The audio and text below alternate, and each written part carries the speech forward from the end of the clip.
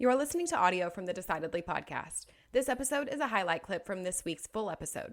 To listen in on the complete conversation, see the show notes for the link to the complete show. You can help us out by leaving us a 5-star review wherever you listen to podcasts. We appreciate every bit of your support. I'm Morgan McKittrick, your producer, and this is Decidedly.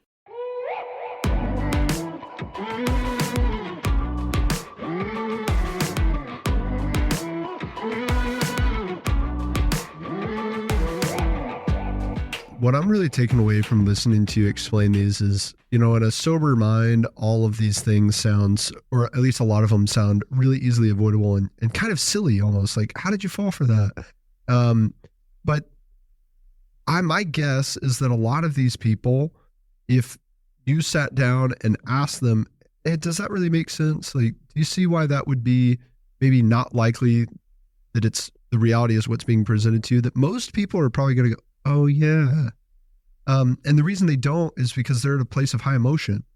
They're either lonely or they're fearful, right? The FBI's coming now, they're scared. And there's some type of extreme positive or extreme negative emotion that's clouding their judgment. And that can happen in any area of life, not just cybercrime. It can happen in the hiring decisions that we make as business owners. It can happen in the way we spend our money. Non-fraudulently spend our money as business owners. It can happen a lot of different ways. When we're at extreme emotional points, we need to find a way to detach from that emotion. And that detachment first comes from recognizing what the emotion is. A lot of people are making decisions at high emotional peaks or valleys without even knowing what the emotion is that they're feeling. Like, we've got to stop. Say, what am I feeling? Why am I feeling it? Okay, right. How could that maybe be impacting me? Oh, it maybe is making me a little bit more excited to get this deal done than normal. And that awareness is the first step to, I think, gaining what you're calling the common sense that's going to allow you to avoid a lot of these scams. Yeah, it's fear and greed are two big emotional drivers, and they play off of both of those. You won a lottery that you didn't enter. Those type of things, that doesn't make sense. You have to pay money after you've won the lottery. You have to pay the taxes in advance on it before you get your $1 million payment. Stuff like that. Yeah. So all of these schemes rely upon some type of emotional hook. And when, there's always going to be that. And never let emotions impede your ability to see things that don't make sense, right? Besides the emotion, something's not going to make sense. Right? Sheriff's departments do not issue arrest warrants and let people pay the fine through a gift card over the phone, right? That doesn't make sense. So never let emotions, whether it's fear, greed, loneliness, which creates an emotional issue as well, never let that impede your ability to see the emotional hook. And if you do that, you're more than... And I think you make a good point, Sanger. When we look at it here, we're talking, clear-minded. We're not emotionally invested in a situation. We're not in it. There's not urgency around our decision-making right now. And so it's easy to say, well, I wouldn't fall for it.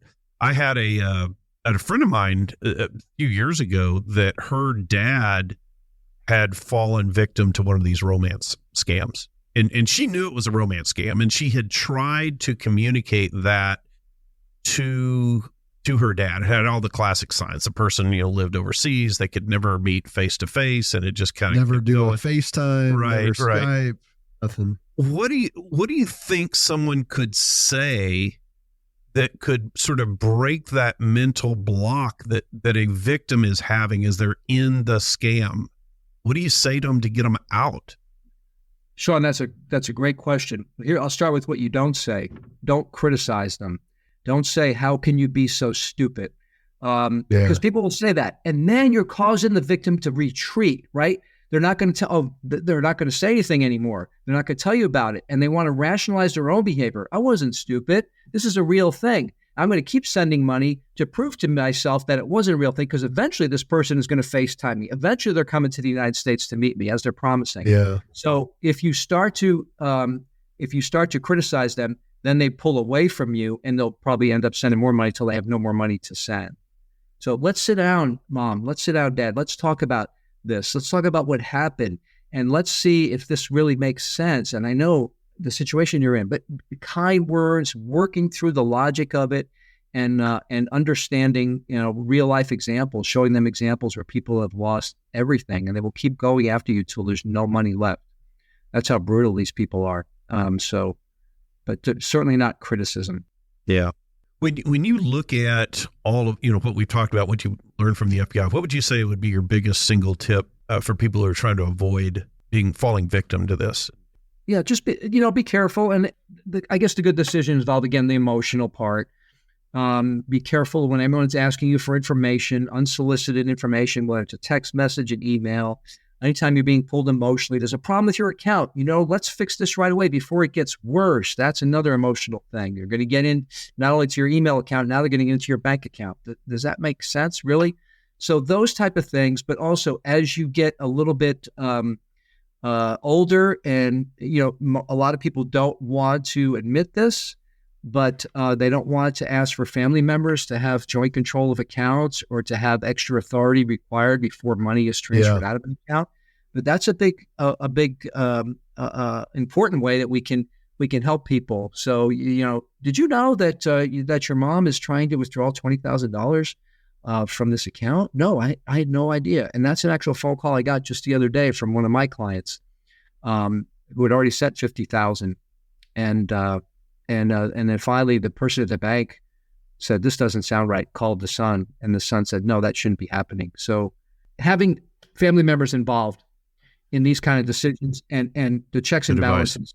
I can't walk into a bank as an 85-year-old person and drain the account dry, cash over the counter, without someone calling another person in the family to say this is happening. That just doesn't make sense that banks would let that happen. But the law is the law. I mean, if somebody wants their money out and there's no other names on the account, they have to give that money to that person. Oh, I had a friend of mine whose mom was in that vulnerable situation, and he finally had to just change all of her banking and financial records to just come to his house. And he was able to catch a lot of stuff because she had been giving to charities, just kind of over and over, and actually forgetting that she had already given money and giving again. And it was, she was pretty vulnerable.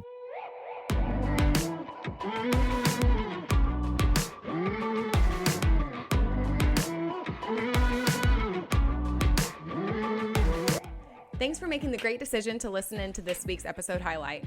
If you want more of what you just heard, see the show notes for the full episode. As always, for the latest decision-making tips, find us on decidedlypodcast.com or on Instagram @decidedlypodcast. And be sure to sign up for our weekly newsletter from the link in the show notes. Don't forget to leave us a 5-star review as well. We read all of your comments, so if you learned some decision-making tips today, let us know. Until next time, this is Decidedly.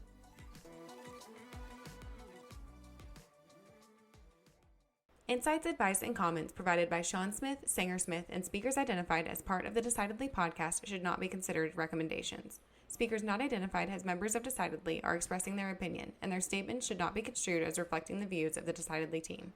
This podcast is produced solely for informational purposes, not personalized advice.